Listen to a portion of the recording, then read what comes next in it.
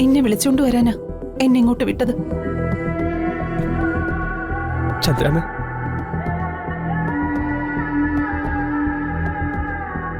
ദേ വേഗം റെഡി ആയിട്ട് വാ, താഴെ എല്ലാവരും കാത്തിരിക്കുക. ചന്ദ്രാമ്മ, എന്താ ഇതൊക്കെ? മോനെ, ചന്ദ്രാമ്മയ്ക്ക് എന്ത് ചെയ്യാൻ പറ്റും?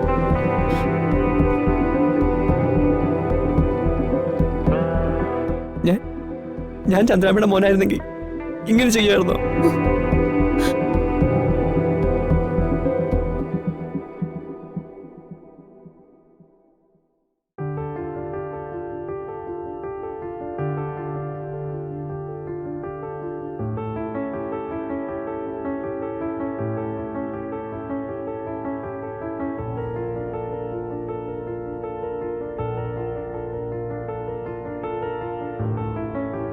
അച്ഛാ, എനിക്ക് കല്യാണത്തിന് താല്പര്യമില്ല.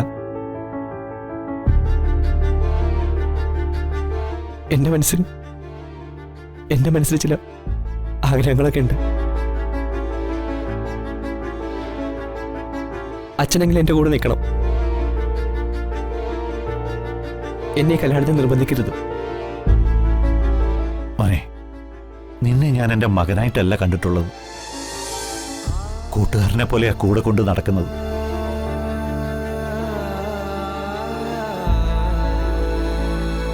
എന്താ എന്റെ മോന്റെ മനസ്സിൽ? അച്ഛാ, അത്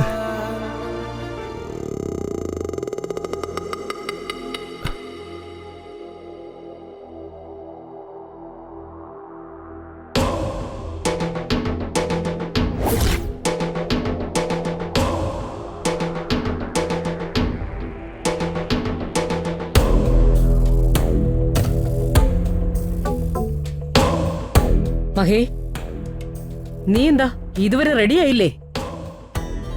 താഴെ വന്ന ഗസ്റ്റുകള് നിന്നെ തിരക്കുന്നു.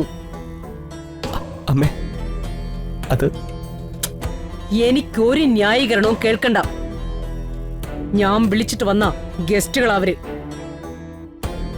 നിന്നെ കാണാനാ അവര് വന്നത്. രമേ,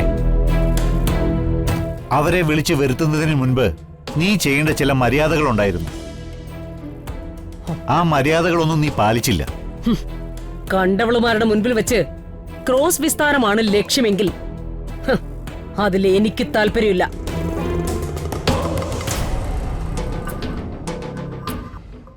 ഞാൻ വിളിച്ചു വരുത്തിയ ഗസ്റ്റുകൾ അവര്. ആ അപ്പയും ഉപ്പയൊന്നും അല്ല, സമൂഹത്തിൽ നിലയും വിലയും ഉള്ളവരാ. അമ്മേ, എന്നോടൊന്ന് അച്ഛനെ കൂട്ടുപിടിച്ച് നീ അമ്മയെ തോൽപ്പിക്കാൻ നിൽക്കരുത്.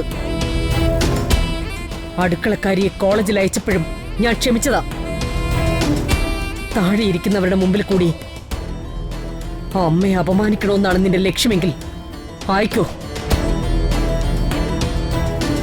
പക്ഷേ പിന്നെ ഈ അമ്മയെ കാണില്ല.